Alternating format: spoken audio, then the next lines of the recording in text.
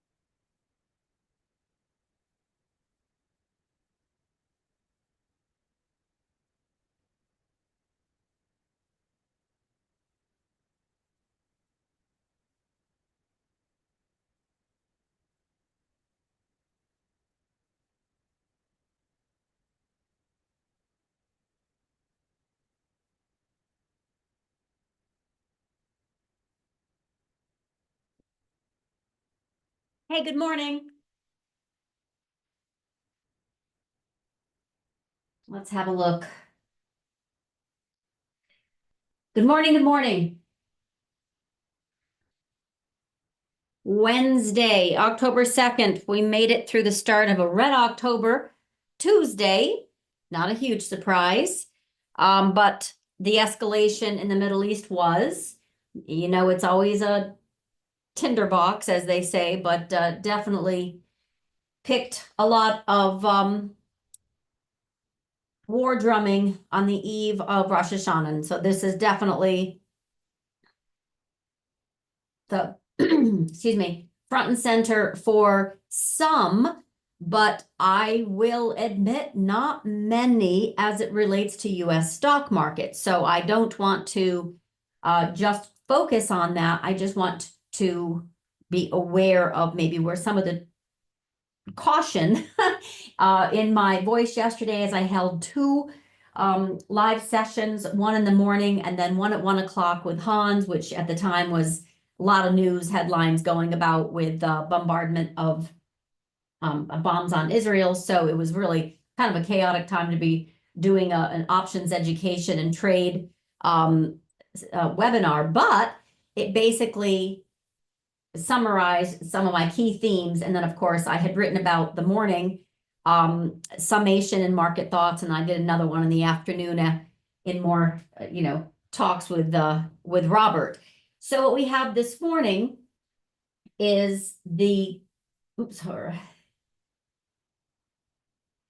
continued dollar bounce, and just if not to mention oil, and now yields are joining the party. So just to kind of point you to this, yesterday and before the 1 o'clock seminar, this was on my mind, right? So I know that corporations have a really hard time pricing in an impact to corporate earnings, and our stock market returns in large part are dependent on revenues and profitability and employment and all that economic growth. So it's very hard to price in the escalation war that's in Middle East to the US stock market. But it doesn't mean we must just hide our head in the sand and go along indiscriminately, unless, of course, you're chasing China, which, by the way, has made a new parabolic high. So anyway, I wanted to write about this yesterday and then kind of pull forward the fact that we definitely bounced off my critical kind of 100.2 support. And that was first started by Powell talking dovish. They're gonna lower rates over time, which is not at all what the rest of the world is wanting, right? So the rest of the world is trying to outdub the Fed. And Case in point, Swiss National Bank chairman came in yesterday and started talking about, negative interest rate policy, not just zero interest rate policy in the future. So not saying it's going to happen, but obviously planting the seeds that they would still consider that approach. And the reason is because credit demand globally is falling. That is the precursor to cutting interest rates in the first place. So Fed can position this as a victory lap, and that's why they're doing a normative cut. But the reality is most of the world is doing an accommodative cut, and they're worried about falling credit demand. So anyway, I kind of updated this because it felt like it was important. Dollar moving higher with oil, with yields, and that is what's happening this morning. And then we kind of got into this early because I caught the headline early, but large bets were coming in that had not been there before. On the put side for the market, SPY and Qs in particular, the Qs really got hit, and that was, supporting that thesis, if you will, that Mag 7 was going to be the most vulnerable, and defensives and defensive plays, and I don't mean defense contractors, those are obviously still very much in bid, but the non-cyclical would hold better than the cyclical. So we got hit, definitely hard on NASDAQ and even small caps. But the point was, lucky or good, this is really what we were going to have it anyway, kind of thing. I swear, I think we were going to have it anyway. And most are not even really highlighting the Middle East conflict right now. They're totally focused on economic data. So as such, I identify, what might be market moving. And this was a mix, right? Job openings came in higher, but that's not jobs. That's not salaries. That's not wages. But it is one way of looking at things, just like a survey is, but they're not really conclusive. Private quits came back, but then we had this ISM manufacturing kind of edged up, but prices, no, they fell very strongly into contraction with employment also moving surprisingly lower. That's not good. Right, U.S. construction spending has absolutely slowed and started to roll over very slowly. That's the good news. We need this. Makes up 15% of GDP, so it's one that I watch kind of carefully. And then, of course, when looking at the last data point that came in yesterday, Fed manufacturing indices, and adjusting for ISM, all but one was falling. So there's only one in expansion territory for September. So you get this kind of mixed data, and this was kind of that economic slowdown, but U.S. labor market strength argument. So long story short, the market was hit on volatility from folks coming quickly into hedges. Long story short. And I went over this kind of big mantra in the morning while seeing that headline and talking with Robert, like, what do you think? So I did that live yesterday going, all right, I'm not a geopolitical expert, so I want to understand what are the risks in this oil market because I'm a big bear.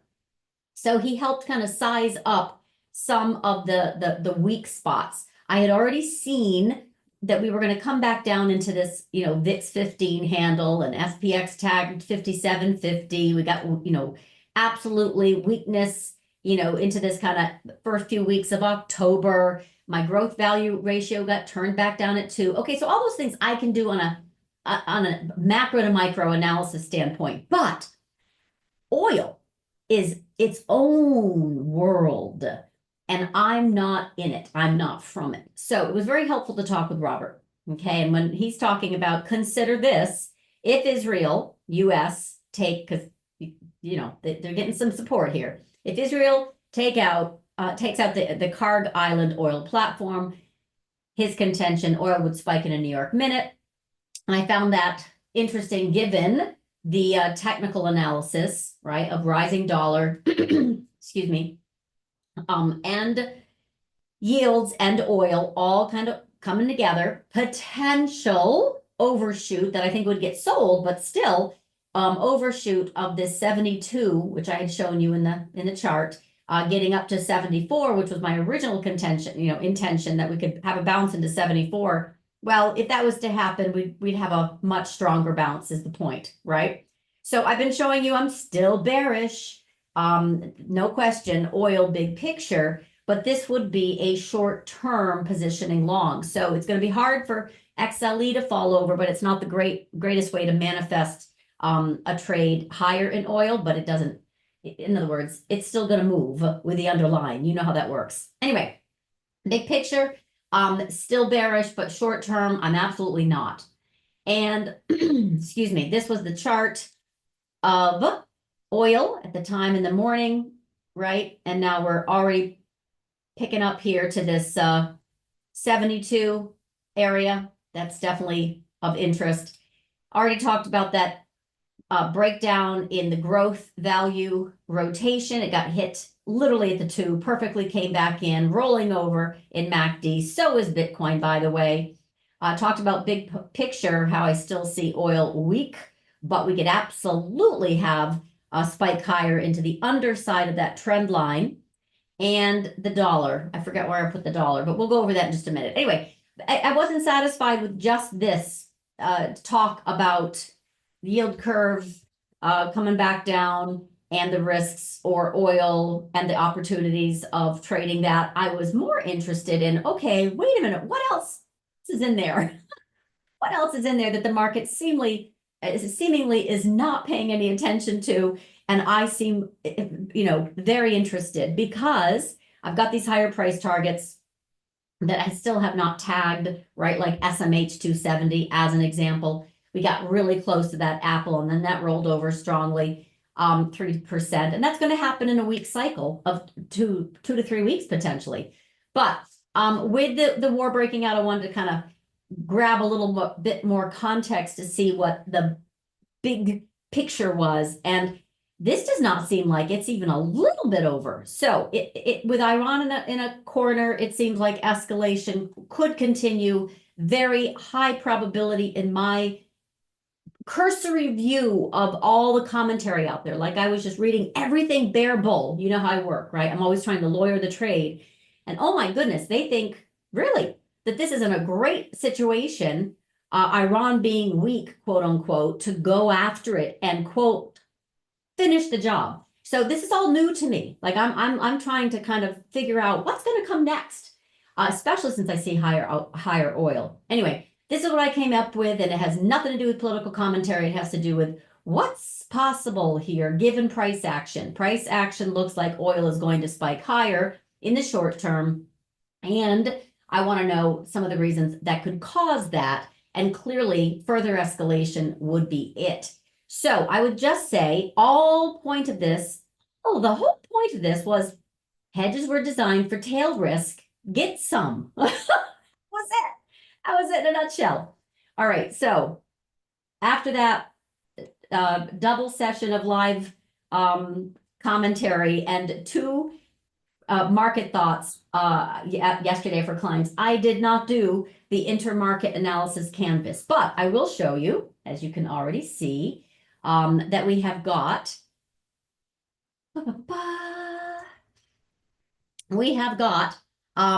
China closed, which is interesting, right? But Hong Kong is not.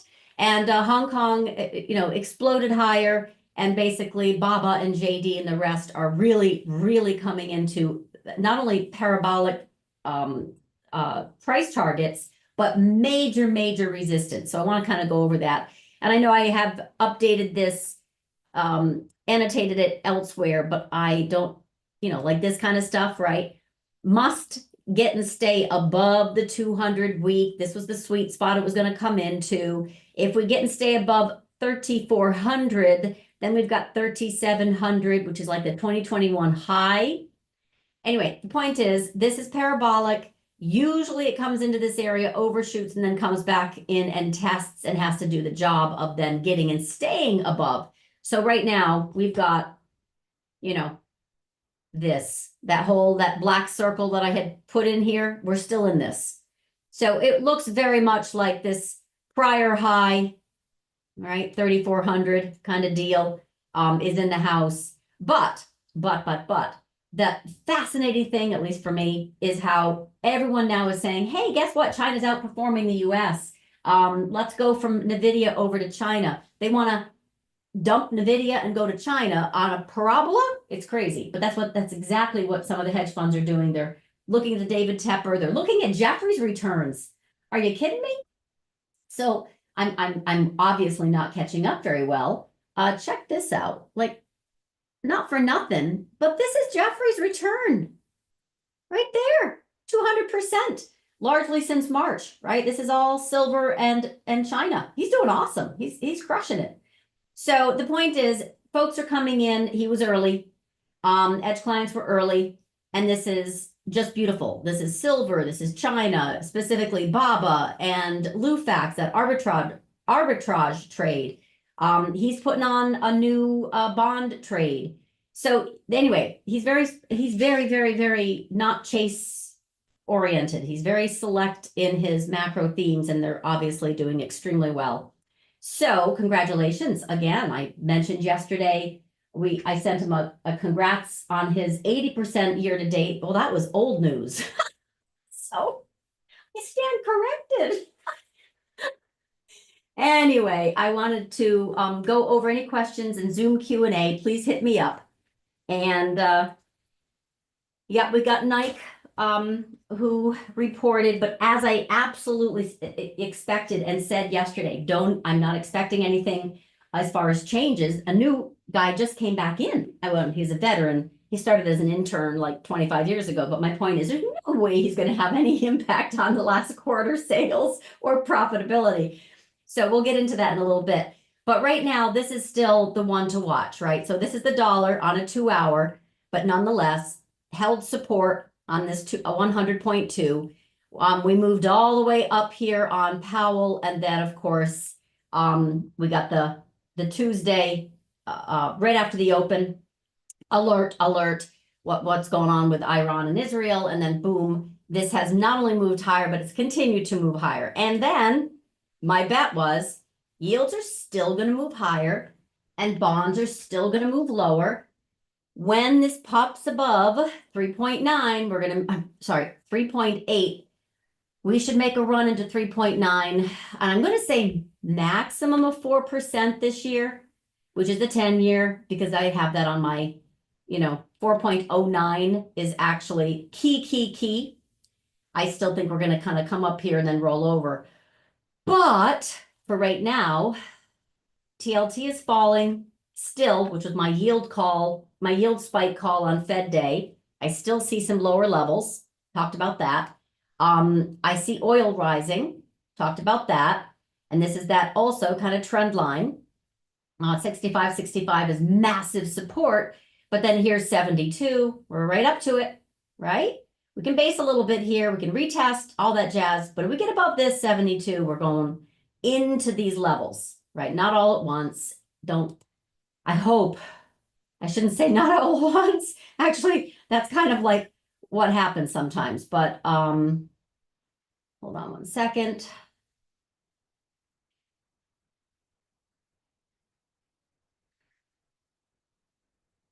All right, so I don't even remember what this one is for, but you can see we got some prior levels here that we would come up and tag. Nat gas is doing also extremely well. We'll take a look at that in just a minute. So dollar is moving higher, oil is moving higher, and yields are moving higher. This is expected. Gold and silver are digesting, but they're doing awesome. Many are expecting a parabola to take off. I'm waiting for Jeffrey to let me know because he's so far timed that really with precision. And then basically the market is soft and soggy, and we got to wait until this is done, long story short. And we got to wait until the China explosion is done. I will show you BABA. It's right there. Remember my 120 that I've talked about all year? Getting and staying above 120 for BABA is going to be a massive effort. Anyway, you can see what's happening right now with crude, and nat gas have already done a great job from this apex. And this is, client Ann is very bullish nat gas, and it has, I don't even know if that's a gap. That might be a gap. Maybe not, but that's a gap. And I mean, this is resistance, and here it's moving higher. So these are doing a lot of heavy lifting. If you're Looking at gasoline futures, not so much yet. If you're looking at the crack ETF, not so much yet. Anyway, point is, oil looks pretty perky and nat gas is already run. Stabilization, I think we can kind of agree for SPX anyway. We had a very big reversal candle, a little bounce, a good bounce, and now it's reversing lower. We need to get below this 56.59. If we can get support there, we'll bounce. If we break there, we got some gamma short kind of levels to focus on. But I would say 56.59 is pretty important. And 56.42 is kind of that overshoot. You know how sometimes you get these wicks? So I wouldn't be surprised if we come over and we not only tag this kind of 56.60 area, but we overshoot to 46.42. And then we'll really have to see if we're going to get some support, because I would say below that level, we got an air pocket of risk with dispersion trading and all that jazz. So pre-market, we're 480. Look how close we were to that 495. Isn't that frustrating? It is. Oh no, 4.6, not 4.6. What did I just say? Hold on. 5, 6, 4, 2. Forgive me. 5, 5, 6, 5, 9, 5, 6, 4, 2. That 5. Don't know why I keep doing that. Good catch, Michael. Thank you. All right. Anyway, this is dollar strengthening, right? This is a big weekly doohickey, and you can see I'm jumping about, but you can also see how Bitcoin is rolled over. Proxy for liquidity in the NASDAQ world. Let me just do something real quick because I want, where'd it go? There it is. Shoot. I'm gonna have to do that again, aren't I? That's a bummer. I can't figure that out. Anyway, we'll do that another time. All right, so we are trying to break, Bitcoin's trying to break the 50, which is right down here, about 60,000, but you can see how it's rolled over. And that's basically all I wanted to say. We've gotten rejected. It's a little soggy. We keep making lower highs, lower highs. The only way this is bullish is if we get above this 67.5, really 7,000. And you can see how we had a rejection at 2 and it's starting to roll over. So I would definitely say err on the side of weakness, given the strength in yields. That's not it. Given the strength of dollar, oil spike, protection coming in, volatility. Look at this. This is the 2-year T-note futures and the 10-year T-note futures coming back down, which is right now getting a little bit of supported after this pullback in the yield curve, 10 and 2. It's still positive. Mag 7's coming back inside, but not by a lot. Not by a lot. Dollar yen is jumping up, which is not a surprise. Ashida, the PM, again came out and said, yeah, we're going to look at maybe hiking next year or never. Anyway, I think the 10-year is probably kind of quote unquote fairly valued. It's got major support at 3.6. It's got major resistance at 4. So slugging it out around 3.8 means that bonds are not as great a proxy, if truth be told. I don't think so. I think oil might be a better proxy long and equity short. But for right now, they're trying this rate differential. This is the US 30-year Japan versus 30-year US. I just said that US 30-year yield versus Japan's 30-year yield, trying to bring the market back up and stabilize. But on the daily time frame and on a weekly time frame, this thing is diverging. So it's falling. Market's priced way up here. That whenever I see the divergence, then I know we got some action coming up soon. Something's gonna break that, and typically it's to the downside, not upside. All right, gold and silver, all that jazz, fine. And then basically we've got, oops, I didn't go through here. NVIDIA hanging out in that 116. Gold and silver is very fine, right? Trend long. We did have some liquidity come out of the market, and that bears watching. I think this is going to be, let's do this. There we go. This is a Fed liquidity. Boom.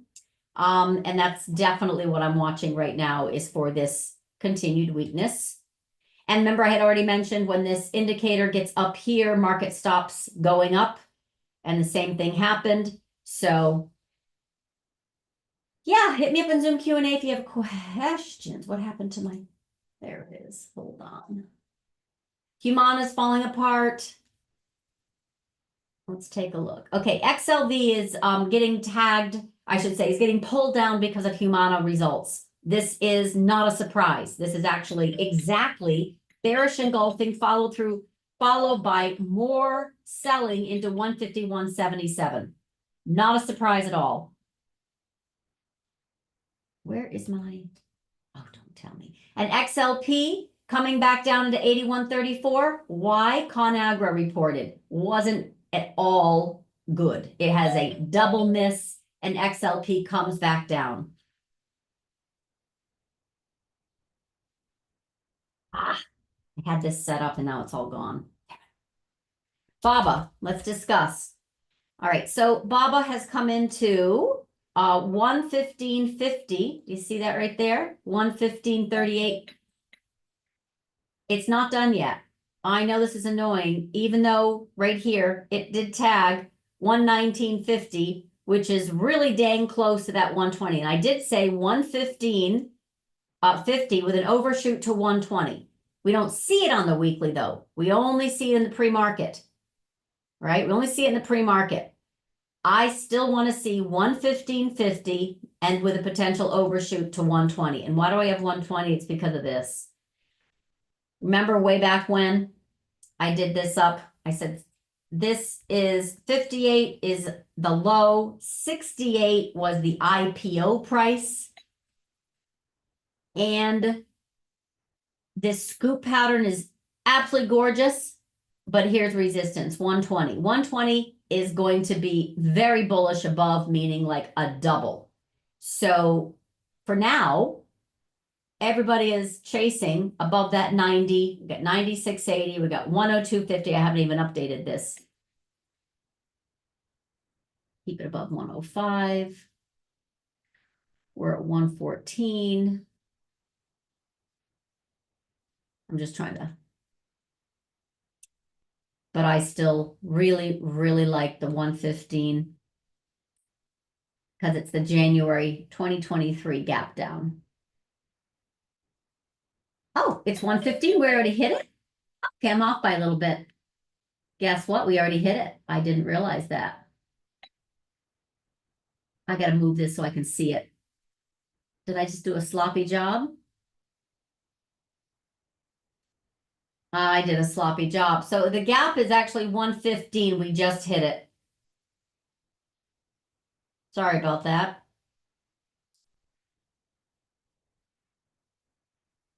All right, so we're there. 115 is the January 2023 gap down, and 120 is a quarterly resistance area, which we almost hit pre-market, and we still very well could.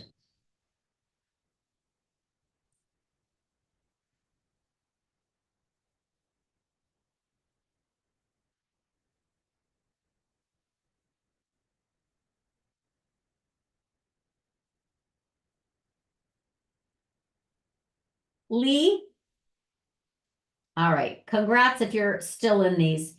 Lee has made it all the way back up. So before this crazy advance, I do mean crazy, I really liked this one. I only had 24.61. Obviously, you got to keep rolling the stuff up when you're in a trend reversal, which obviously of 3 weeks of advance, but we're right into 29.96, otherwise known as 30. And that's really impressive. We're outside the Bollinger Band, like that one. This didn't get outside the Bollinger Band, but came close. That one sure did. I would just be very careful here. Oh, I'd be very careful there. All right, silver's moving higher in a big way. And I know that some of you are diehard, not only holding on to the rocket, but really, really skilled in this rocket flying. It does look like it wants to bust a gut above that 29.5. 30 would be a little bit of resistance, more likely 32. If we hit 32, we're going to hit 30, 36. I have 36 by year end.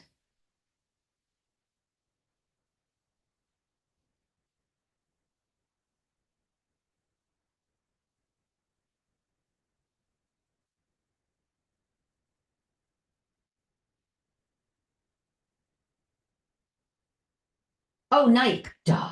I talked about it and then forgot to show it. Yeah, that. So, Nike came out with a new CEO, fabulous. They needed it so desperately. This is one of my top shorts for 2022. 3 of them: Starbucks, Nike, and Disney. Now, this still is in terrible shape. It needs to recover, kind of like Intel. So it's going to need a few quarters before I think this can get the support. But you notice how it spiked higher with announcement of new CEO, spiked higher with announcement of new CEO. Yeah, that kind of thing. Sad, a mess, and pulling down, but not very much, the XLV, because as Humana is getting hit, UNH is getting bid. So that's the, look at that difference. And UNH has a bigger weighting.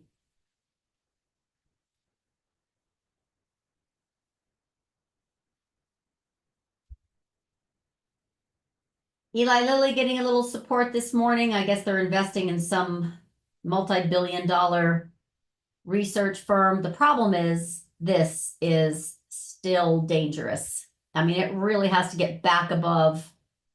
Yeah, I'm not crazy about that. That looks like a bull trap, honestly. And you can see what's happening with Novo Nordisk. This was a fabulous short from here. Gorgeous. Cradle formation means that trend is done for now. Even though it bounced, it was a lower high. Couldn't get above. I mean, that is just textbook. Now we could have a reflexive bounce, but the bigger issue is this head and shoulder distribution rollover. You got some folks that are selling. No question about it. And oil and gas plays, oops, sorry, are coming up off the bottom. Oxy looks still like it has work to do. Yeah. So they're really, really, really, really, really liking this oil advance.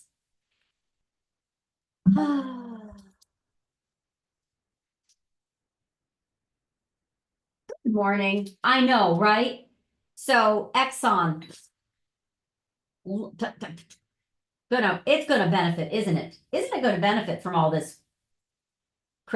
He's actually not a bull. He is a short covering geopolitical temporary bull. I don't think he's ever like a particular bull bear. Like I'm looking at the big monthly chart going, I think it's going to roll over. He doesn't see that or agree with that. Definitely. That's all kind of me. That's my thing. Mili, let's see. We've got downgraded from JP Morgan to 2,400. Well, obviously it's below that, so be careful. And be careful on these Bitcoin plays because they are absolutely coming back in, right? Whether it's Hood, very, very nice, by the way, relative to the rest. Coin, not very nice. And Jeffrey, that's actually his choice of shorting. Yeah, MSTR is hard to get down, but they're all weak with Bitcoin.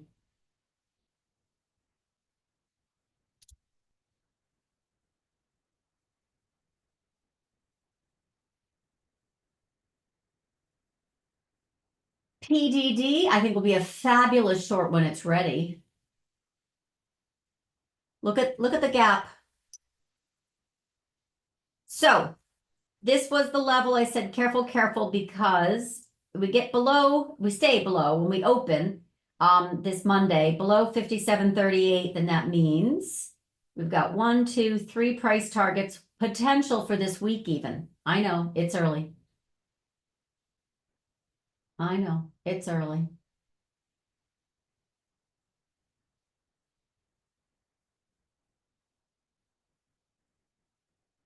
So I have no idea, Anne. I hope I did not write anything. Okay, so Anne is very, it's intimidating, honestly, because for me, because you know, I don't have any deep experience at all. I'm a generalist. So she's like, I've been to the Persian Gulf. You have no idea how vulnerable that region is. I don't know. I absolutely do not know. So that is why I spent all day yesterday focused on it, trying to get some knowledge about how this could flare up. So why? So I can remind clients this is a really good time to have hedges. Just because we're near all-time highs and everyone's excited about 6,000 and the JP Morgan collar, at 60.20 and I get it. I don't know how serious to be worried about it. I just know that consensus seems to be hit them while they're weak, which could create a lot of blowback. All I'm saying, and I hope it didn't come out as anything more than what I'm sounding like right now, which is nervous and honestly want clients to protect. That's it. I have no other knowledge about how this is going to play out. None. All right. So as an expression of Nat Gash's bullishness, Anne is doing this. She's playing EQT. So that is her horse. And I'm sure that there are some other ones, but that is, and you entered that, yeah, a few weeks ago. So you're up 75%. This is doing awesome. SWN is so small. There's so many proxies, but I honestly don't, that's not even in play anymore. Duh. Okay, let's go focus on VIX because I'm getting alerts on this like mad. So we went back above 1929. That's always risk off. That means the same thing I've been talking about, which is we get above 21.19. That's when we really get a little bit more in the game, right? And I don't like this, what do you call it? Seasonality combining with headlines, combining with VIX, meaning folks are scrambling for hedges. That's really what it means to me. They're off sides. Now, when you get the manifestation that I see of not just, okay, great, tag, you're it, but they're selling very aggressively the cult stocks, for lack of a better word, the Mag 7. I just think that there could be, and we also have a situation where XLP came down, right? GIS had ConAgra had a double miss. I meant to show that earlier. And excuse me, XLV is coming down because Humana also fell apart. Look at these. All right. That's price instability in the equity market. I don't even want to think about what happens in the oil markets. So I'm trying to stick to my knitting here. I think BABA is right, 115 gap fill. We digest here. I think really, don't be a pig. What is the expression? Bulls make money, bears make money, pigs get slaughtered. That's it. I'm at that point now. Nishant, good morning. Oh, goodness. I don't know if Alexander is here this morning.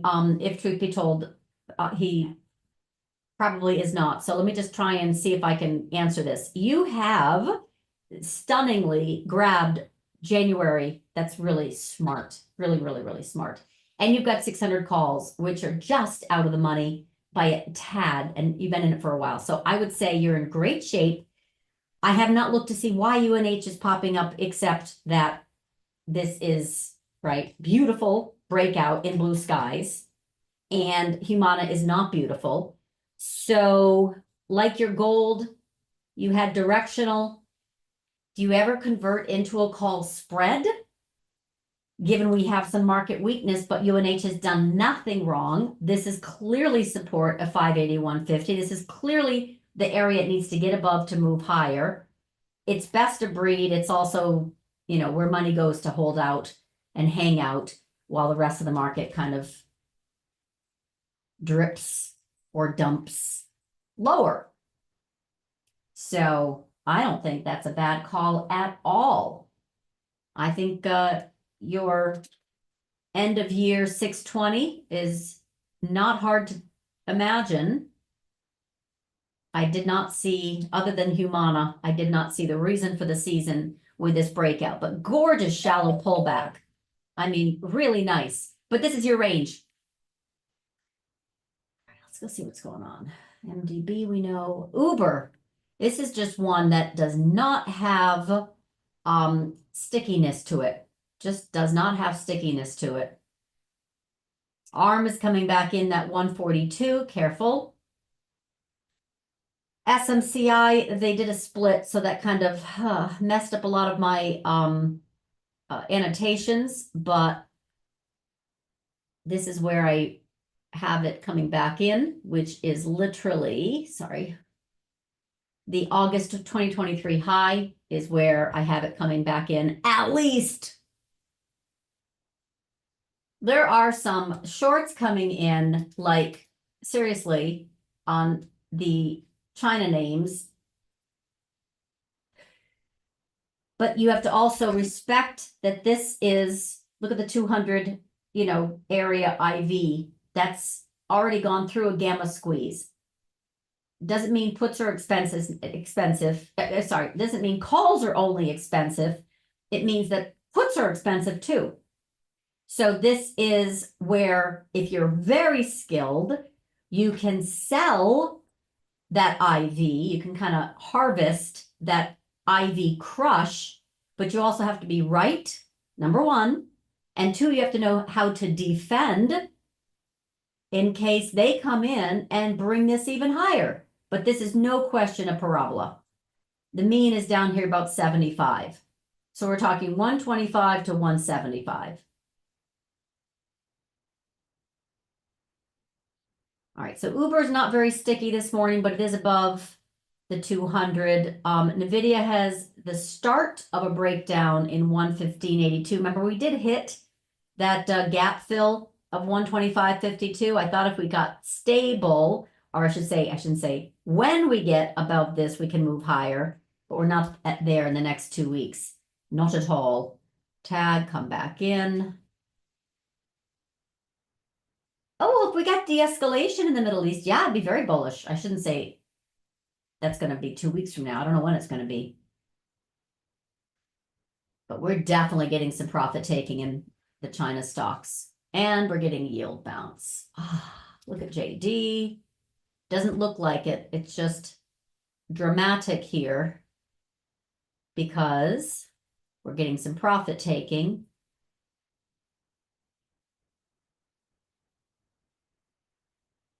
That's a gap fill someday. Whew. All right. We break the 44.79. That's, again, if you want to play that game, keep it below 45.77 for a chase. How's that? And then there are little ones that I'm not so crazy about. Okay. Oh, what's going on with XLU? They're still fine, right? Oh yeah, those are still fine.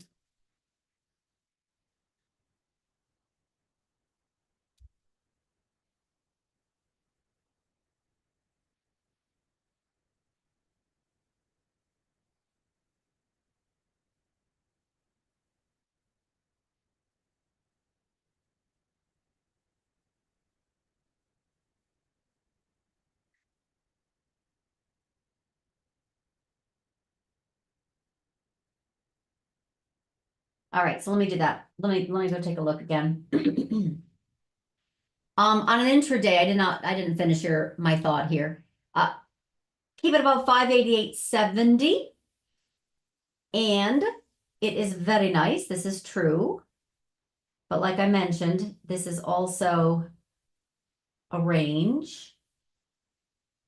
you have shares in Neo. Oh, gorgeous. Congrats. Where does this stop? This is the 200, tight, tight, tight. Then it got the investment. It also had the China nod, but it's more the EV and the investment. I'd be very careful because it filled this gap at 716. Do you see it on the weekly? It popped above very strongly, and now it's down below 716 at 708. Not loving that. Let's see.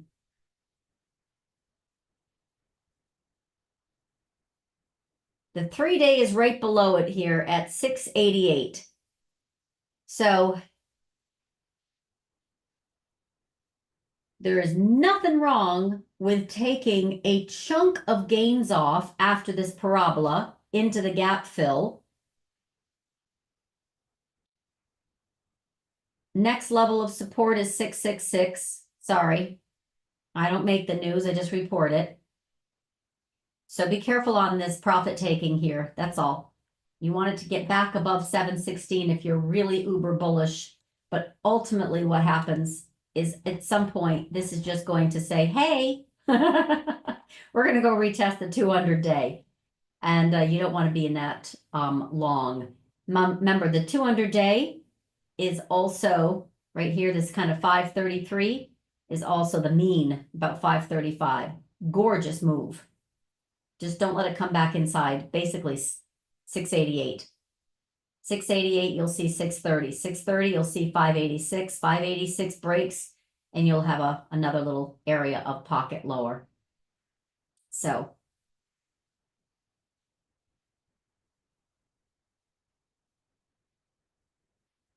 Okay, sorry, Billy.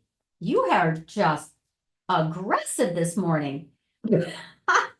All right, 29, right? This 28.95, it's very, very out here, kind of all by itself. So wouldn't surprise if it comes back down to 26.90.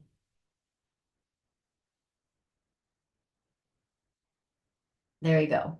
27.65 is the intraday gap fill. If we're having profit taking, that's where it needs to find support.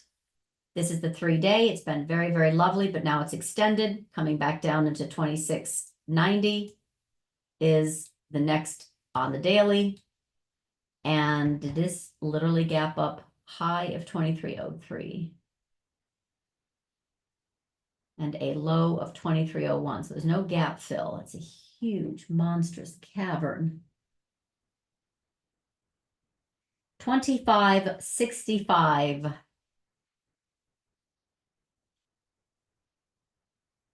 You're good here.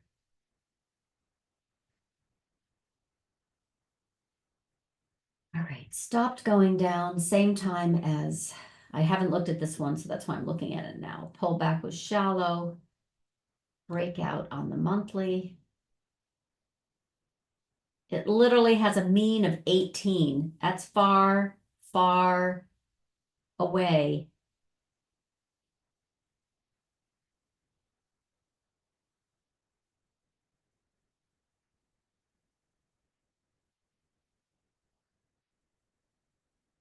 That's a nice, exciting move. Let's see what's going on with Palantir. Hold on.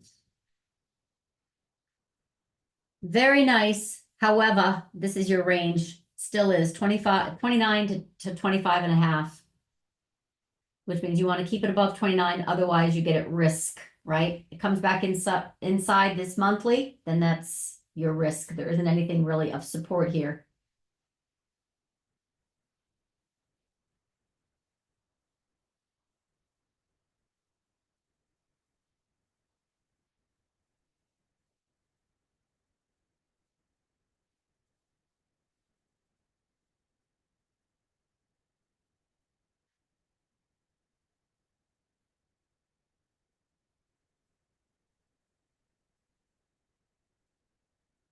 Yeah, something's up with Nicola. If it stays above 513, maybe it has a little run, but that would have to be kind of a short covering deal. CVS has held very nice, speaking of short covering, nothing fundamentally exciting about the company, but it definitely has come up above and held the 3 day, There's the 200 if you want to have a next price target. Uber getting a little support here. NVIDIA getting a little support here, 116, nothing exciting there. VIX has shake and bake with the market getting definitely the China longs are getting sold, or I should say undergoing some profit taking. I don't know what the short situation is, but that's definitely right. A strong 31.50 down to 28.50, big drop, going green to red.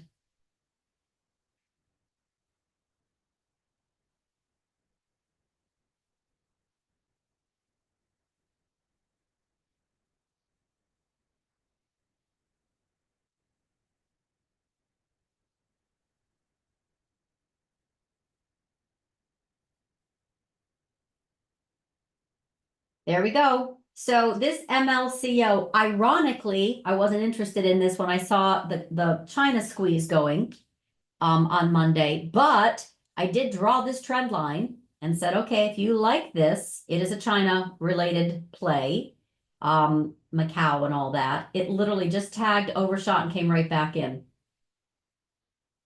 Congrats.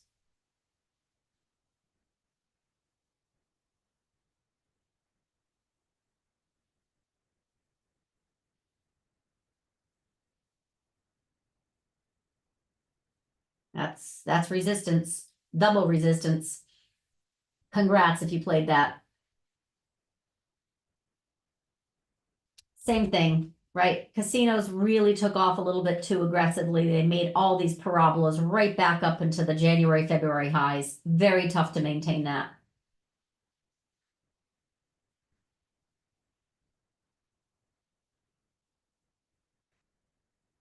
They're trying. There's that 56.70, right?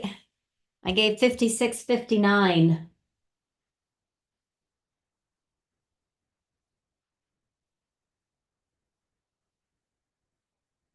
DOCN? Yep, let me take a look. That was one of the rare kind of bullish looking ones. It does still rolling over. Has not broken the zero mark, but it's still pretty weak. Bitcoin is soggy. Dollar is not soggy. It's pretty firm. Markets aren't falling apart. They're just kind of hanging out at this support, quote unquote, support area. Oil's firm, hasn't moved higher. Yields, however, are firm. Yields may be following the oil path a little bit here as an inflationary warning, but typically oil then gets tapped back down. We'll have to see. Oh, Anne says, you can see from Iran, from a platform in the middle of the Gulf near the UAE, United Arab Emirates, the line of oil tankers going around the corner of Amman to the open sea. Looks like traffic at rush hour. So they're basically getting out of Dodge. Rerouting is what you're saying. So they've closed the air space. They're closing sort of kind of the water space. It is financially expedient to get the heck out of Dodge.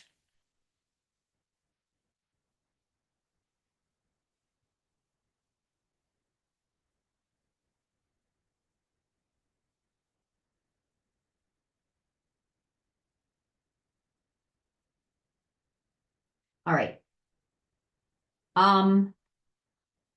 Still lots of time to get hedges in place. Just because we fell 0.27%, not such a drama. Semis are still trying to hedge their bets by not falling. But we are still, right? Big August 5th reflexive bounce, lower high. got down to the 200. We actually took out the high. We filled that gap and then we came back in. So even if we fell down here to this 200 day, this is not such hard, thing to imagine in the next week or two. I don't know. I don't think that's such a hard thing to imagine. And look where we actually tagged in the semi bounce, right up at monthly, right underneath that trend line. Now we're sitting on monthly. So this is it, 239. We roll over, we come to 231. At some point, we come back above, we can move higher. But for right now, that's just not the mood. All right, so DOCN was, there we go. A little breakout that's retesting. Yeah, be careful. That is the 10-week. I don't know if I would get excited buying it there, but if it can get back above 39.66 later, not so excited. Okay, EIA inventories, little draw. BABA, not really falling apart, just getting that 115 tagged. All right, so Nike was, as expected, kind of dumpy. It's too early. Humana, very, very, very ugly. ConAgra, also ugly. Pulling down XLP and XLV. XLU is still bid with VST, strongly, wicked strong. Billy, I don't know what to say about this. It's holding so far, 7 and 17.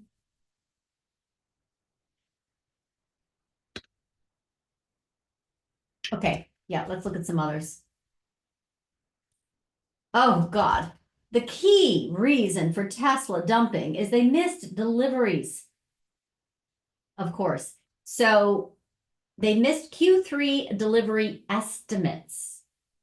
They delivered less cars than is expected by a small amount.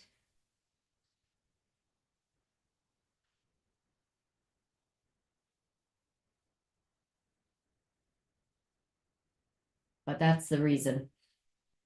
They came right back down to 21.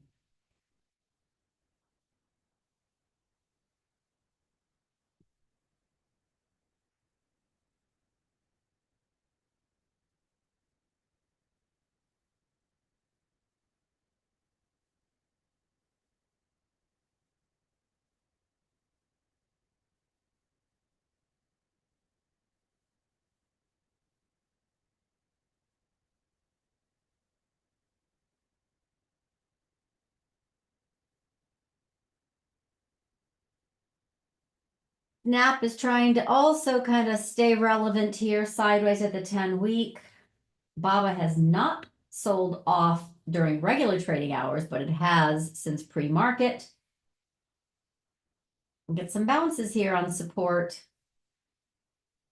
Volatility is not so prevalent, spiky, but not really excited. CAT has been, and URATT. All right, so both of those, let's take a look.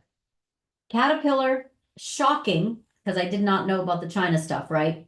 When this was coming back, this is August 5th, everything looks like this. Then it did a shallow pullback. This was gorgeous. It got back above the 10-week. It got into this 536, and then I drew this line and said, hey, this looks pretty good. If we can get and stay above the trend line and then above 565.52. So this is exactly what happened. This is exactly what happened. It looked fabulous. This was Monday. China moves were outsized and Caterpillar benefited. And now it is just still gorgeous. Really, seriously. Let me put it on monthly just to kind of show. This is the monthly. At the COVID. Now this is, I'm just kind of showing you how it pulled back and then did a very large reversal on Fed policy intervention. Huge. October 2022. So it really does respond well to that. And the dollar coming back down and yields coming back down. And then we had another beautiful advance in June of 2023. Pullback looked dramatic until November 1st. Fed pause and yell and Yahtzee, and then everything took off. Remember that? Huge. Did a big shake and bake, went sideways until the 10-month caught up. That was dramatic, but not really, because it held.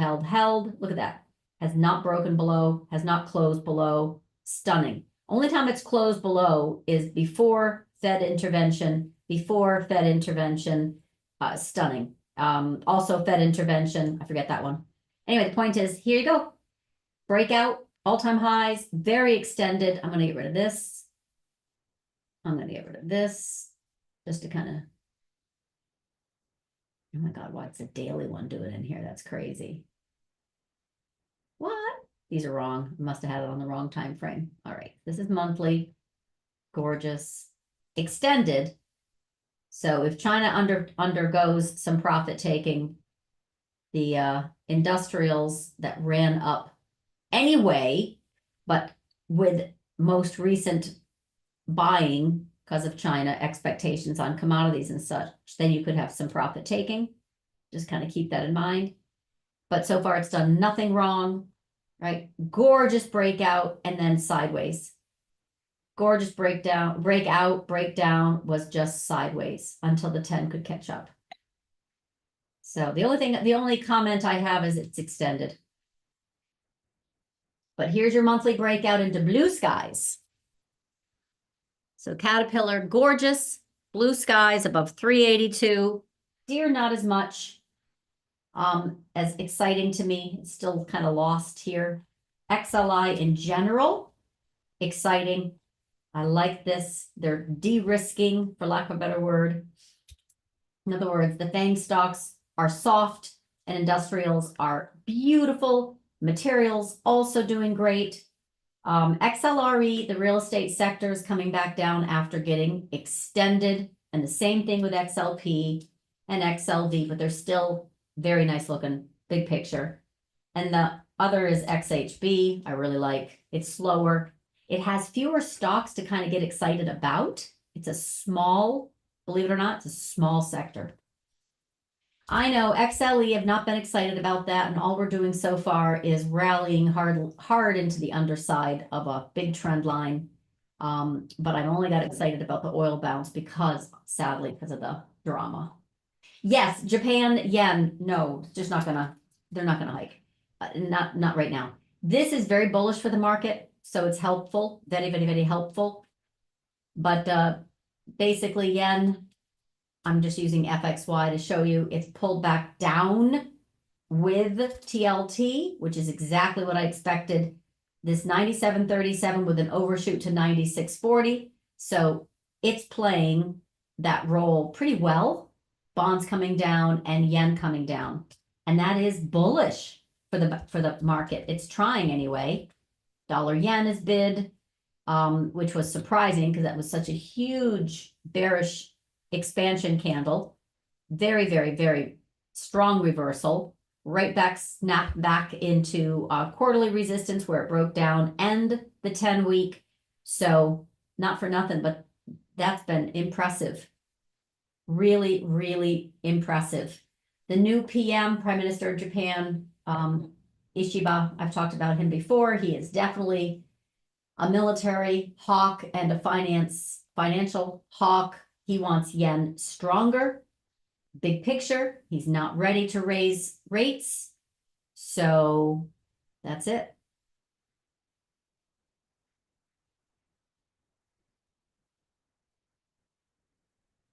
Nat gas is strong. Market is digesting. Dollar, yield, oil bounce, bonds, yen coming back down. I'm watching this for a reversal, right? This 120.64, it's the MAG 7 ratio that I show. It's got that kind of evening star reversal look about it, but it hasn't followed through.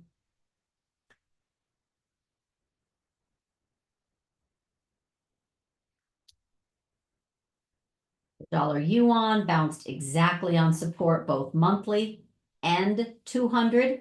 But that 200, stunning. And this is bouncing with dollar yen. That's more the reason. VIX not following through, but sitting above 1929. It was such a tease yesterday. You know where it closed yesterday? 1926. Crazy. let's take a look at some indicators and such. Advanced decline. Let's go over here. Still above trend. Still bullish. Bouncing intraday. Advanced decline of NASDAQ. Same. Oops, that's the wrong one. Hold on. Little digestion, but still above the 10. Little sideways rollover, but hasn't broken. Little bounce intraday. Breadth is still bullish. As shocking as that is, look at this. Crazy. So this was actually red. I forget. It was red yesterday, but it got defended. So this turned on September 11th. NVIDIA made the market. Remember, I said this is the market NVIDIA made.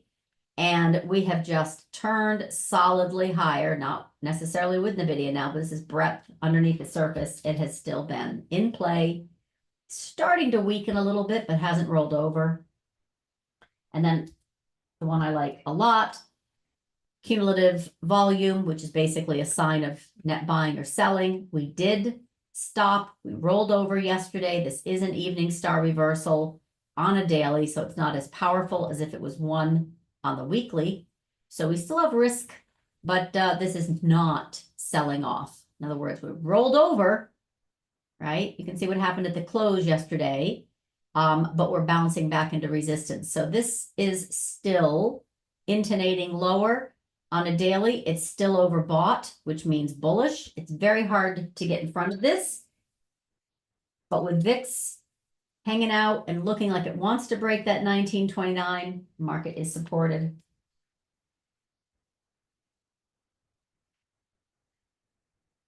We're getting a little shake and bake up here at the 161 fib level. We definitely got it yesterday with a rejection. Oops, I'm on the wrong time frame. With a rejection here. And we're now underneath the 3 and the 8. So I still see more reason to be cautious. I don't see out of the woods yet. We did break SVXC, also broke down, got a little support on the Bollinger Band, but now look how the Bollinger Band is just starting to open up. So as the Bollinger Band starts to open up, that means VIX can start to move higher, but we don't have anything conclusive yet.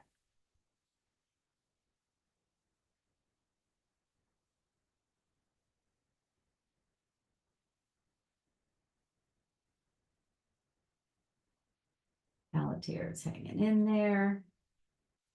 PayPal's hanging in there.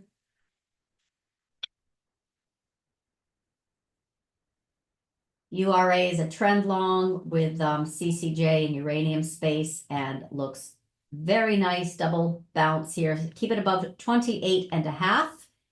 It is back above the 200. That's all very, very good. This is combination of, China stimulus. It was oversold anyway for positioning. 3 Mile Island. Russia, there's all kinds of reasons. So with bonds falling, right, and yen falling, just as proxies right here in my charting software, you can see they're both helping stocks to stay in play.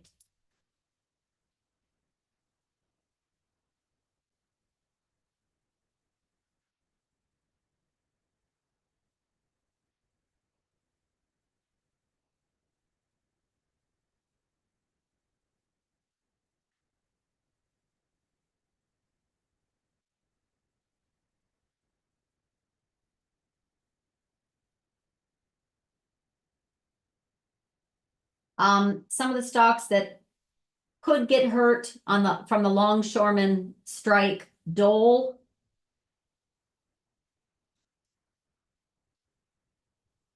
Amazon, and Walmart. Those three caught my attention as big receivers of imports on the East Coast. Biggest, big. Goodyear Tire was also in the list. Stuff like that.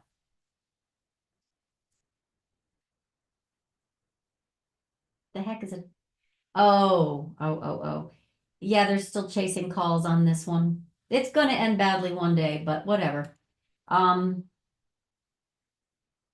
You know, anyone who's a chase time frame is seeing this 127, now 115, and they've made their money.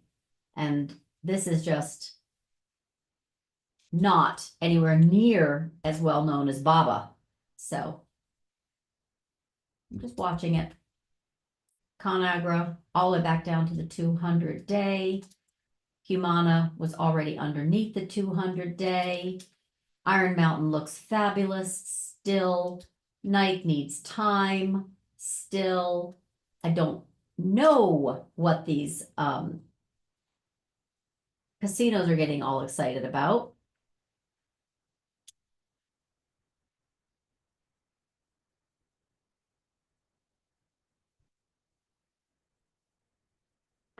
Palantir chairman Peter Thiel just sold $500,000 worth of stock, but it's not going down because he says he's done for now.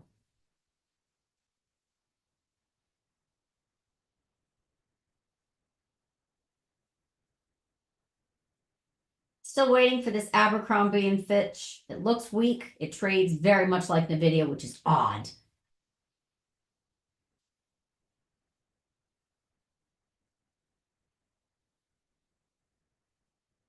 Hasn't broken.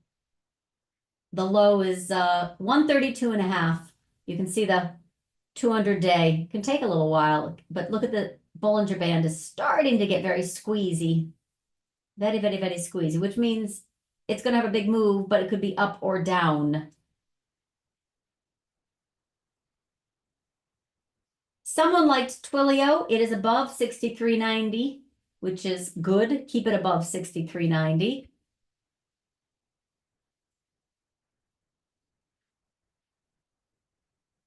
Silver is doing now what gold had already done, which is breakout. So that's pretty much how I view it, is that gold always leads. It led on March 1st. That was February gap up, and then March 1st explosion with a gap up, consolidation, then a continuation into this fib level of 249, 250. Silver follows gold, which is kind of helpful. This didn't have its big move until April. And man, then it moved 10% in a week. And Jeffrey spied it. So that was very exciting. Pullback was aggressive, breakout higher, and now it's kind of done its thing, right? You got above the trend line, holding, beautiful, beautiful, beautiful, follow through. So silver is following gold now. KO is part of that whole, oh, that is true. PepsiCo and Coca-Cola, they also can get hit from delay of products to sell. But I think PepsiCo actually has more risk from the longshoreman strike. Oh, yeah. Seriously, these are great. I don't like PepsiCo stock as well. I'm just letting you know, it's not my thing. But I will tell you, this is a trend line within a trend line. So see this? And this is why I'm not so crazy about it. See this channel surfing? Over, then under, one last bounce, and then dump. McDonald's did this too, by the way. Okay. So they rotated into, I should say, out of PepsiCo and into like Mag 7 and whatever. Anyway, this had the unfortunate occasion of hitting the underside of that trend line and then dumping to the 200 where it had been defended before. It overshot, very large overshoot before getting back in, and now it's breaking down again. So wouldn't be surprised if PepsiCo heads down to 166 into 159. And the reason I think that it's on my radar is because it was listed as one of the top 10 companies that could be affected by the longshoreman strike. By association, Kellogg's too. So you're kind of coming back down to this 69, 67. And if and when that breaks, which by the way is 3 levels of support, Keltner, 10-week and weekly, I'm sure I could do a monthly and see stuff. you'll see some pullback potential into 67. So PepsiCo and Kellogg's are both at risk. Walmart is coming back down, and this one I warned about for two reasons. One, longshoreman. Two, it's just really extended. Still think this is fabulous in time. I just think it comes back down, just like Costco. And I said Costco was going to have one tag of that 866.73. We're exactly there, right? So perfect. So this is exactly working out. So as far as Walmart, it has not come down. Be careful. If that starts coming down, you know XLP is really going to take it on the chin. Costco had earnings. They're crushing earnings. They're selling gold bars. It's really, the stock is stunning. It's just time for a rest. It's just one of those kind of concentration plays like Eli Lilly, right? That has done nothing wrong, and now it's time for a test. Eli Lilly is also, concentration play. Anyway, I think that is a nice little tag. You're at bounce at exactly 866.73. But next, wouldn't surprise me if Walmart comes into some distribution. Kellogg's, I just said Kellogg's, Coca-Cola, PepsiCo, that kind of thing. Look at this. So I don't know if there's any news going on right now or if they're just rotating out of some of these plays, but that's the risk to XLP, right? This is already coming over. We saw XLV first, then XLP, and XLU never happened. So.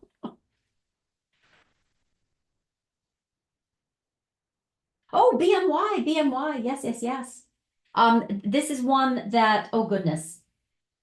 Rithika, Archna, and Alexander have all been on. It's gorgeous. So I did not like this for a long time until this candle. Then it goes sideways and it's working on that 50-week, then it gets above, but then it gets tapped back down at 52. I suggested a call spread. I still like the call spread idea because even up here, this is where it's headed, right? That 55 level, but even up here at this 55 level, it could start to go sideways for a few weeks. Right now it looks gorgeous. Congratulations, all three. Archna, Rithika, Alexander, looks great. Just now, 55 is where it needs to get above in order to go to the next level. Yeah. Beautiful. So BMY is working as well. And I was picky about, there aren't a lot of longs I would get excited about in this backdrop of being worried about the market. So BMY was one of those kind of strange longs. And then the other, hold on one second. I want to just check something real quick. I want to check something. Yeah, the FXI also came up to monthly. So FXI is now at that monthly, also I don't know if you recall, but this purple is 400. So it's really at resistance, double resistance. BABA 115 with an overshoot to 120. 120 is actually monthly and quarterly. So I think these are going to be, yeah, look at that. It's already gone from green to potentially red. 112.37 would put that into some distribution for sure. All right, but the other chart that I was sizing up last week that I liked, let me see if I can find it. Was it RPD? RPD has some activist in Janney, is a kind of private equity firm, actually in Boston. Rapid 7 is also in Boston. MIT folks and some private equity folks got together and birthed this puppy.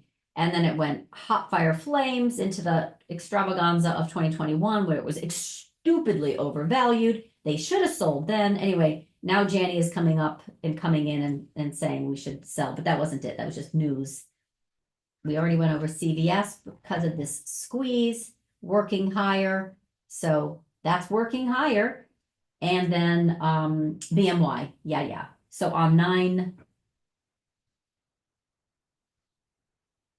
it was CVS and BMY. Yep. Said keep it above this 50.5 area.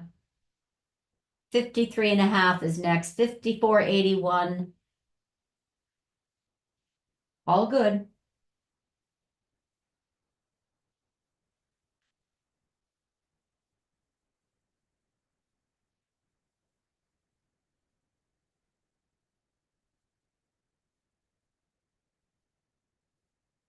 Exxon, man. Tesla, not so excited. KOPM. Oh, Philip Morris. I know some of you got into that, and I didn't even see this one. So hats off.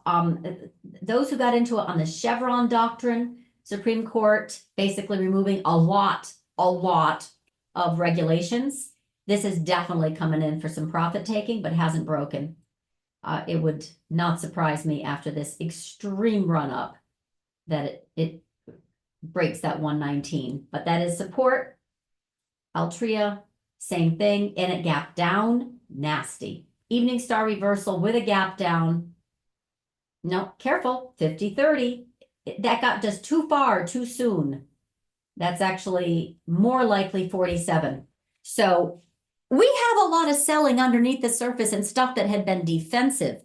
But are they going? This is important. I got to say this really, really strongly. Like, this is stuff that already ran. They're taking profits off the table, right?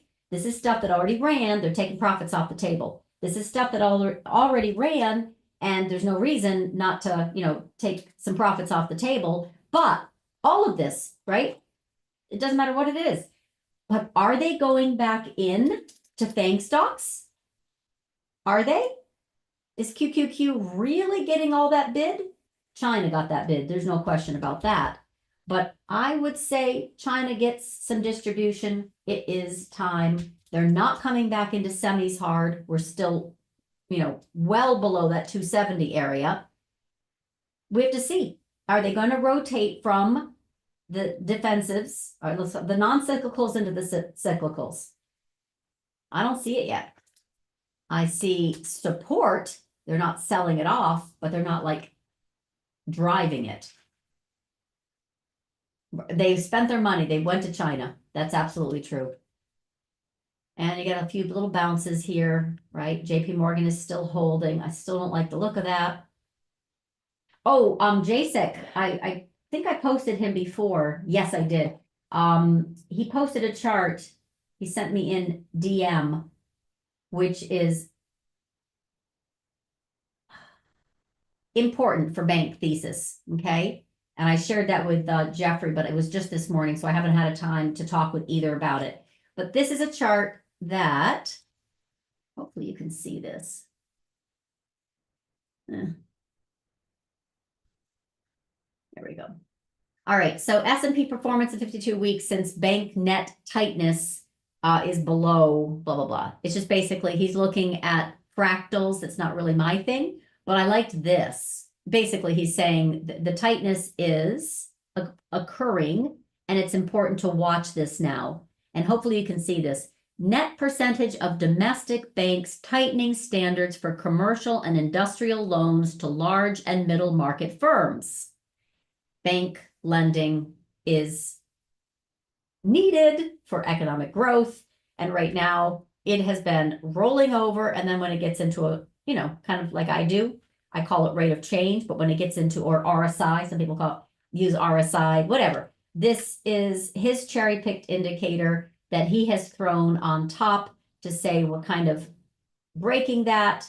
That has been resistance. It's been where we've picked up speed in the past to the downside. So it bears watching. Anyway, I am still very focused on banks. Good ones, not so good ones, sideways ones, bad ones. I'm looking at banks still. Nothing is rolled over, but it's still on my radar. I didn't even see this. Food distribution. Oh, no, you did. Yeah, you asked about that yesterday. I'm not familiar enough with it. So this is a dramatic expansive move. Unify coming back down, parabolic.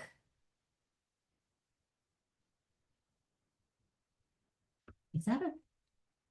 Yeah, that is. So far, it hasn't done anything but, profit take at this 22 area. I don't know enough about this one of why it shot up higher. Wasn't earnings. Don't know if that was, I don't think that was China. Don't know. Oh. All right, the gold silver ratio daily candle is beautiful.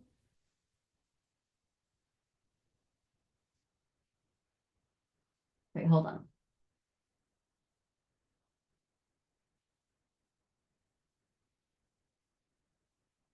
I'm not so excited about Germany right now. I think it is a fake breakout, fast failure. That I've got another chart that I did up um, over the weekend that I have annotated, but just kind of show you. This is the DAX, Germany, and we got right above kind of this 19,000 area, which if we stay is very bullish. Otherwise, I can see a case where it could be a fake breakout and then a fast failure if it comes back inside. Hasn't done any rolling over yet, but notice how the MACD underneath kind of fell. I'm on a weekly, so bigger picture. It rolled over, had a little bounce. Price went sideways, got supported strongly off the 50 week, and then just recently moved higher because of China. Remember, they derive an enormous amount of trade with China, huge. So this will be interesting if it comes back inside 19,000. It'll be a short. If it stays above 19,000, it'll be a long, in a nutshell.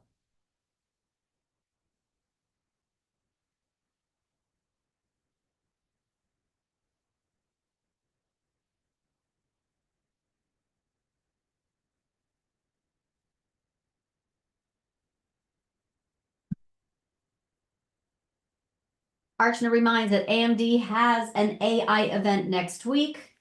Maybe that's why it's getting a little supported. It's also the 200. Let's see if it can follow through. Our semi's getting supported. We have the jobless claims number tomorrow, Thursday morning, and then non-farm payroll on Friday. If both of those come in as good, right, then we could absolutely have a continuation bounce in semis. That's the only thing I think that's really, really helping the bounce here.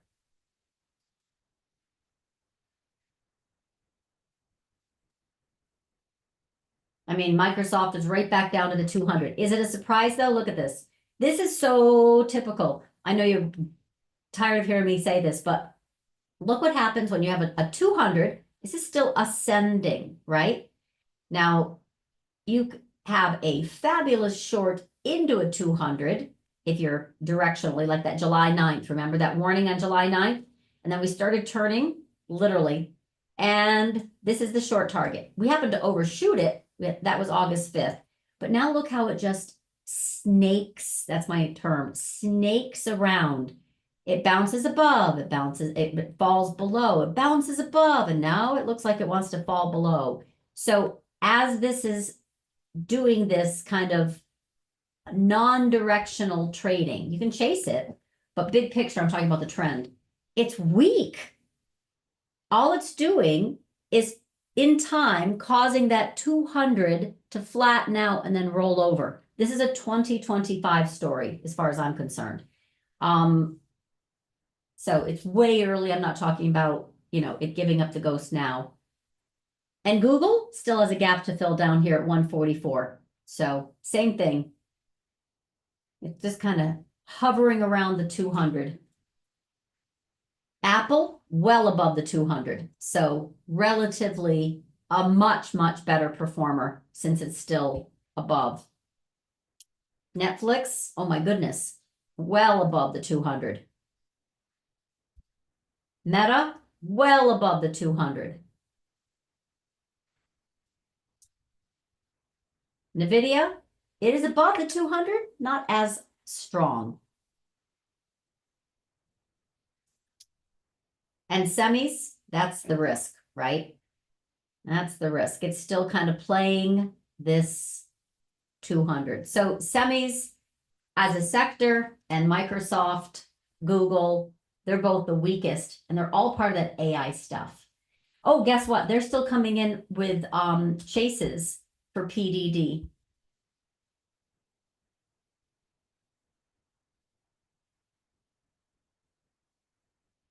I think if you're doing anything on these parabolic moves up, it's a call spread is SMATA. So you're buying an expensive IV, you're selling an expensive IV. Crude oil inventories had a build. I didn't look. Look at the dollar go. Strength. And we have some stabilization. Gold, silver, silver's fine. Little pullback in crude, not just because of the 72 resistance level, but because big build.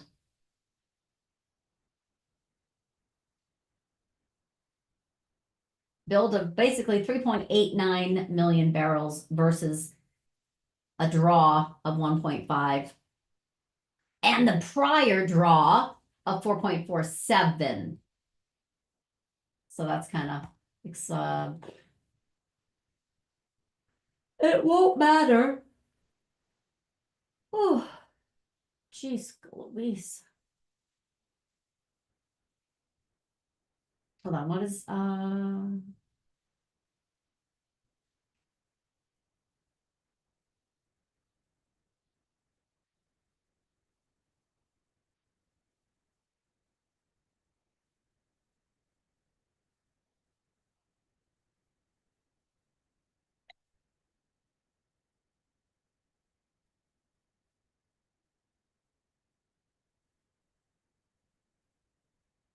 right, hold on. South Korea, let me take a look. Oof, I need a better chart. Unfortunately, it won't work here on, oh, in Trading View, I could take a look for sure. Look at the dollar get busy. Hold on, let me just get something.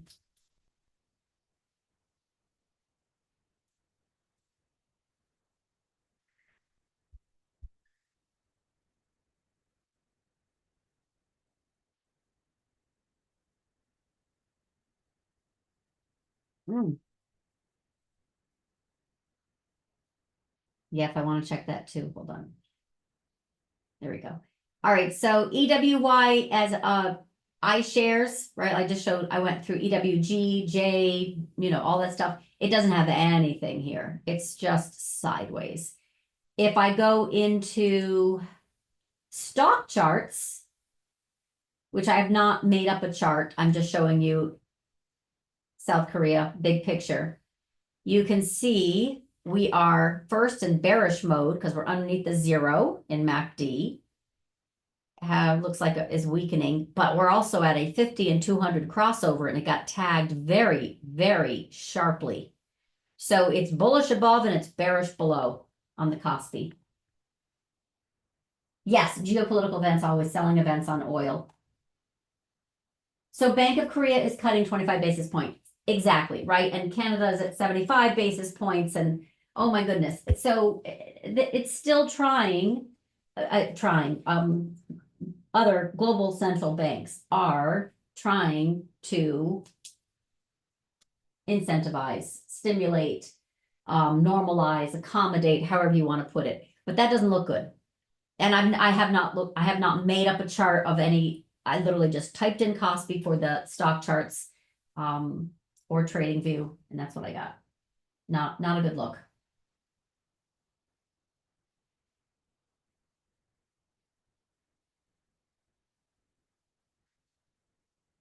The one that we do like, however, is Coupang for South Korea, which is the Amazon. This was early, but I saw a massive amount. The heck, it's so loud. I saw a massive amount, unusual option and stock buying, like 33 million. It was crazy. It ended up being Druckenmiller, and because he did a release of the 10K. This really did break out. It pulled back first, so we kind of had to endure that pain, and then it went hot fire flames, beautiful rollover, and then look at the support. Massive, massive, massive candle, also August 5th. So this is the only thing that I have sized up for South Korea, and it continues to be bullish. And it was literally back in this neck of the woods. It was crazy. It was just beautiful. And then I said, if it gets above 17, right? I said, this thing can double in time. Well, we had a very sharp pullback. I'm pretty sure Druckenmiller is still long, but it also had a massive call spread, if you remember, that they put on at this time. I wrote about it. It's in Slack. If you were to literally go into the search bar in Slack and type in CPNG, I'm pretty sure I posted it under swing. Yep. It was a very large call spread, very large stock buy, and it just ended up likely being Druckenmiller. There's a red hot housing market in Seoul, but housing debt is a problem. But if they got lots of equity, I see. Okay, yeah.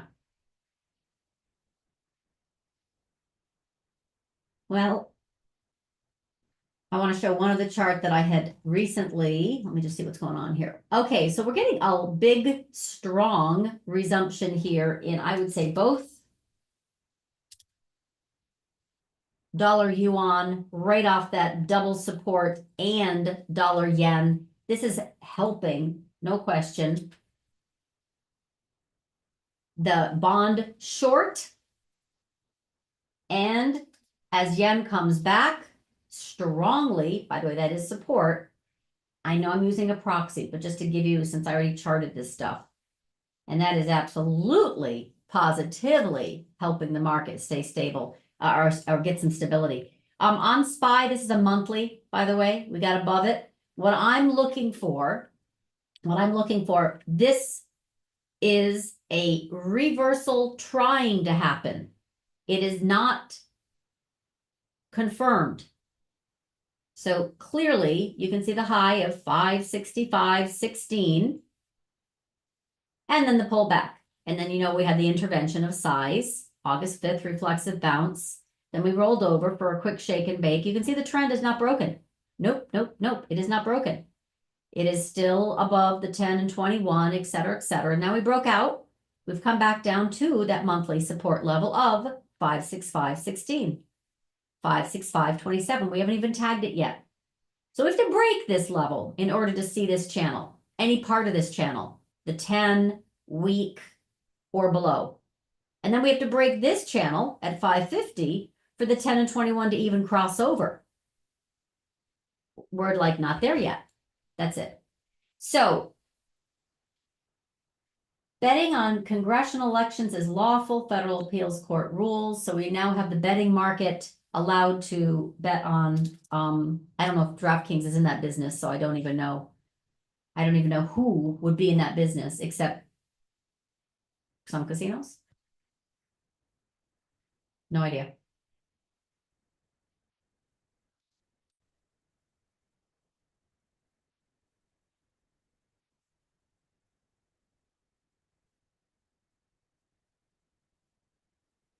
Apple's turning around. Oh my God, look at it turning around. It's really turning around. All right, so let me show something. And that's, I'm sure, being helped right now by dollar yen. Just no doubt in my mind. Wicked strong dollar yen helps the market. All right, let me just take a quick look. Rivian having a little bounce. MTG, specialty insurance, still looks like it wants to move higher. RKT is mortgage insurance, mortgage financing coming back in, not a surprise, already telegraphed in advance because of the 10-year, 30-year coming in this kind of bounce mode.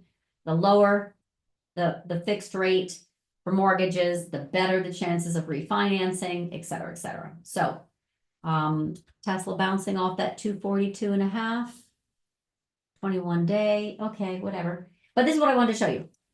Did I go through all of my? Just make sure. Nova, we already talked about. Nike, I talked about. We already tagged 265 and came down. We talked about the dollar, the yen, and hedges and this is what I wanted to show. Hold on. So do you recall a little while ago, I posted, get this, I posted the cumulative volume index, which I really like, right? And when it triggers, it's an oscillator, has to get above the red to confirm, but it's more of a buying trigger than a selling trigger. You can see where it can stay overbought. Overbought is bullish. It can stay overbought, right? But this is definitely the buying trigger, the buying trigger, the buying trigger, the buying trigger. This is still overbought. So when I posted yesterday about, hey, I know no one really is, except if they've got family members and they're very, very focused on the Middle East. The market is not focused on the Middle East, right? Hard to price in an eruption into earnings. I'm looking at indicators going, they're still bullish, right? Advanced decline of NASDAQ. We're still really close to all-time highs in the indices, et cetera, et cetera. So getting hedges is smart. It's not too late, just in case. We've already seen VIX explode. And yes, the market is still bullish, but I just think it is confirmation here that it's still very smart to get hedges, even if the market is moving higher. I know that sounds weird, but we don't have a timing tool on when tensions could flare. And right now it's pretty tense. So I am showing this updated cumulative volume index because it shows overbought, right? This is kind of a trigger back here on September 11th, and we moved higher strongly, and we've had some choppiness, but it's still in bullish mode. It hasn't rolled over yet, right? It hasn't rolled over yet. Hasn't rolled over yet. And you can see the red kind of start to pick up. You can see the red really kind of dump. Anyway, there isn't any red here. We're at the top of a channel. Lots of room to fall, actually, if you think of it that way. We just need a trigger, if you think of it that way. So I haven't seen any weakness as far as a trigger. This is still hugging the trend line, which I said it probably would, because we don't have a trigger. We need a macro trigger to interrupt the flows, and the flows are still bullish. And by the way, this cumulative volume is an indicator, and then I've overlaid the Qs and SPY just to kind of give you the general gist, right? As this turns green, and you can see it, right? This is the Qs underneath it, and there's SPY in white right underneath it. So it closely hugs SPY, also NYSE. I should put NYSE on here too, but you get the idea. We're still bullish. We have not rolled over. That's all. So indices, started off a little red. They got a little deeper red. Tesla in particular, missed deliveries. China stocks have been a very, very big boon. And a money rotation. And right now we've got a lot of currency stabilization. Look at that. That is helping tremendously for the markets to get bid. And it's still, I would say, potential uplift here in semis if we get strong jobs data the next 2 mornings. But it's hard to get very excited about it when we have the backdrop of Middle East and we have seasonal weakness, Rosh Hashanah, sell Rosh Hashanah by Yom Kippur type of seasonality. So let me know if there's anything else you're kind of focused on. I know. What's Lagarde going to do in the ECB with cuts? They, what was I going to say on,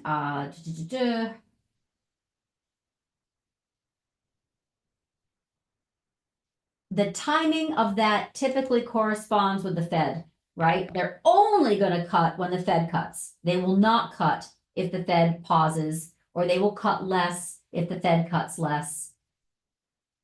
So this is a worry though, right? This is the euro dollar carry trade coming right up to resistance, big rejection, came back and did it again.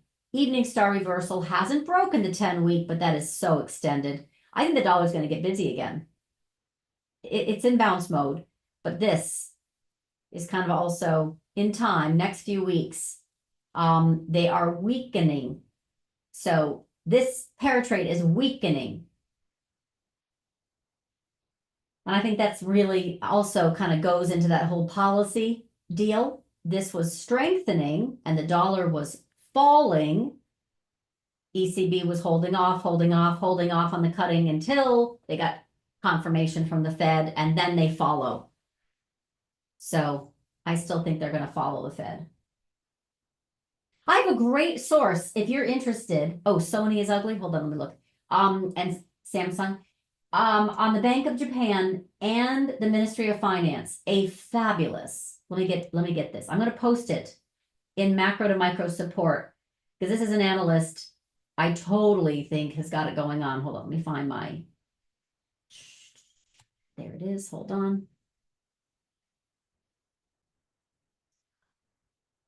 What? Oh, I think this guy is fabulous. Hold on. Is it? I, in fact, should have.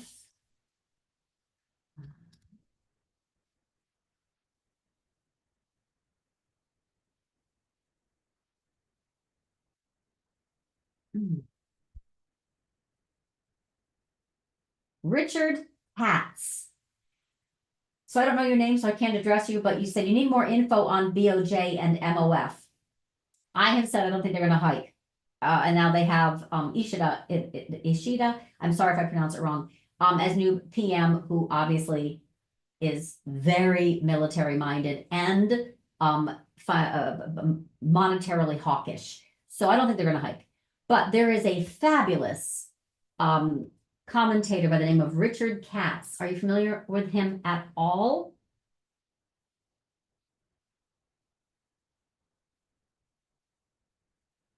I'm going to post this in macro to micro. Really? This guy, Richard Katz, Substack, Japan Economy Watch. Now, if you're looking for somebody who trades actively, then Weston Nakamura is very, very active in the Japanese trading markets, but I think a little bit too excited. This guy writes books about it. I think his balanced views are absolutely spot on, really good. Love, love, love his analysis. Richard Katz, totally under the radar. Recommend him highly. Seriously, of all the folks on Japan, he's the one that if I see his name, I immediately go, he's on notifications. Hope that helps. I don't think he's on Twitter, but he has a great Substack. A client recommended him a few years ago, client George. So balanced views, definitely recommend. All right, so what else is on the docket this morning? I think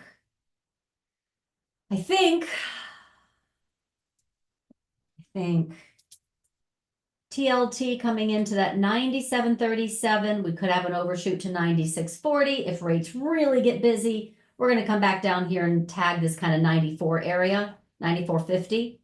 But big picture, let's just, not get too excited because I think yields, and I got to go over this again, have a big problem, have a big problem.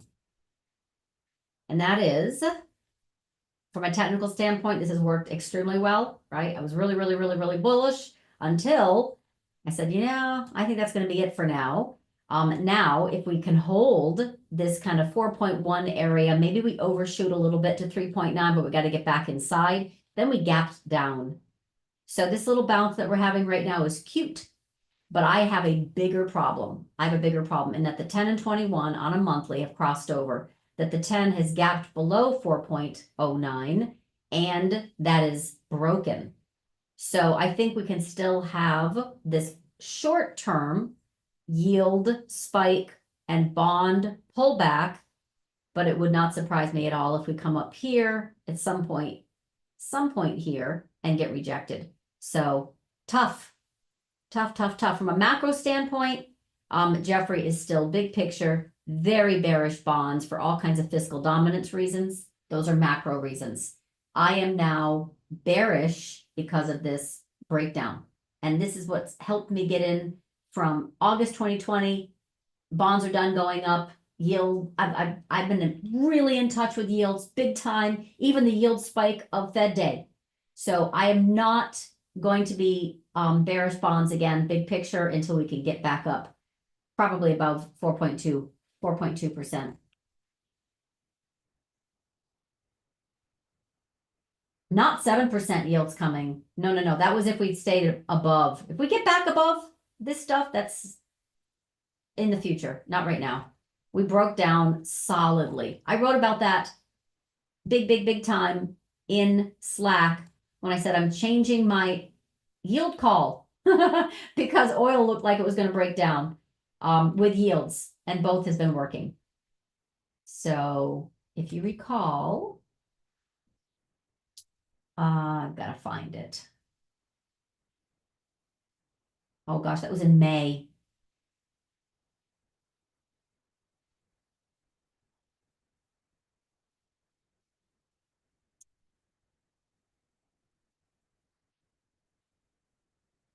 I have to find it. It was back in May. In any case, for right now, oil is absolutely taking a header at that 72 on a strong build. Yields are still percolating above 3.8. Market is getting supported on a dollar yen bounce of size with dollar yuan for that matter. And silver's still not shy. Despite the strength in the dollar, but it still has a lot of work to do. This is on a monthly. Very strong, but big picture. This is fabulous. Where is this? Fabulous silver, gold ratio chart. We're at 2011 highs. Gold leads. It's already done really well. Silver very likely is next. All right, so as much as we're bouncing nicely, just keep in mind there's a headline. We're a headline away from an accident. So that's all.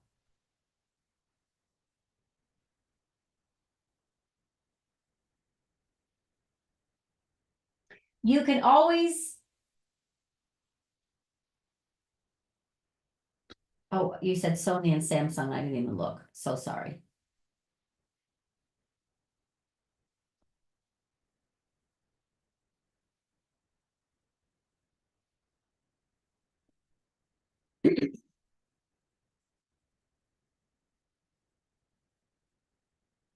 Yeah, this obviously through US is a little bit more thin, to say the least, but I wouldn't say it's sideways. It's big picture sideways, but it's still above. It's still above. It's still trying. It's above the 200. It's above the 10-week.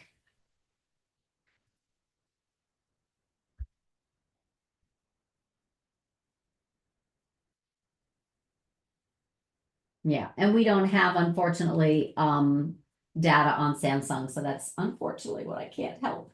All right, so I don't have anything else that is critical this morning. I think we already had the rant about getting hedges, about a strong dollar, and gold and silver digesting, but they're fine.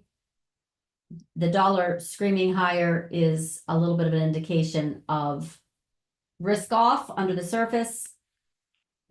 We also have news Israel will respond to Iran's missile attack, military chief says. We assume that. And Japan's PM saying, Ishiba saying we are not in an environment for an additional rate hike, which we already knew that. Okay. A little bit of a shake and bake here in crude on inventories, but let's see how long that lasts. And be careful with your China plays. They're just extended.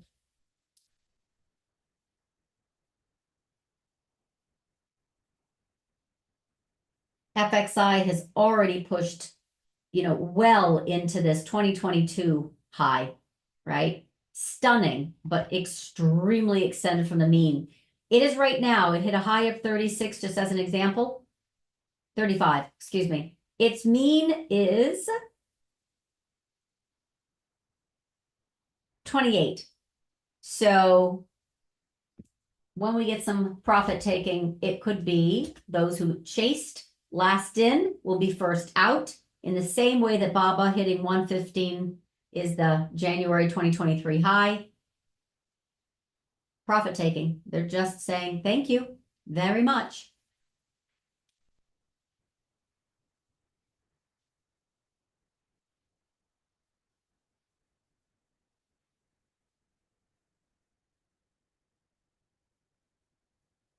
Yeah, you can hit up Jeffrey for, especially Edge, for his bond trade, but it's more, I think you're, and also the precious metals and such, but Bank of England holding off, they will be lock stock with the Fed. Interpretation of everything, every single macro data that comes in, very tough to do because there's just so much, but I'm trying to keep up, especially yesterday, like I said, with the drama with Middle East. So right now, let's see what non-farm payroll looks like on Friday, jobless claims tomorrow. If we get any follow through in some of the cyclical, bent, little bounce here, we would see it, especially on that data. All right, I wish you a great afternoon. And AMD has an AI event next week. BMY continued breakout. Defensives are coming in. I didn't even look at the HUN. I should say the non-cyclicals are coming in. Yeah.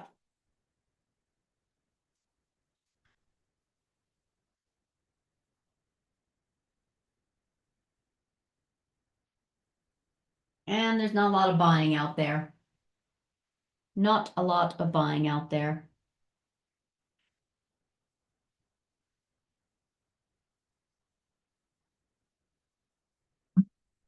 Just trying to see if there's anything else. No. No other headlines. Except Saudi is foreign minister calls for punishing Israel.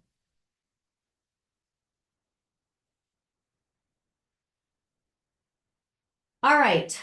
We have last but not least, Hans and I are going to do a macro to micro options power hour at 4 o'clock. So feel free to pop in. We had a session yesterday at 1 o'clock in the Chase Live huddle, which was real time. I will invite you to join us again at 4 o'clock today. And then that's it. I wish you a great afternoon. I think I answered everyone's questions.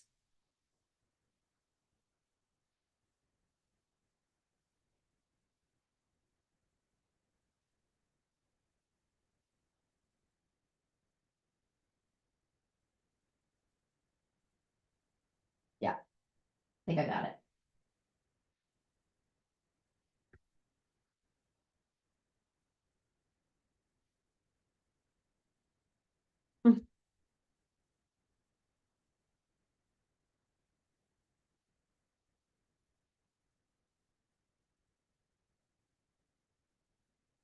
Maybe Baba has one more reach for that 120.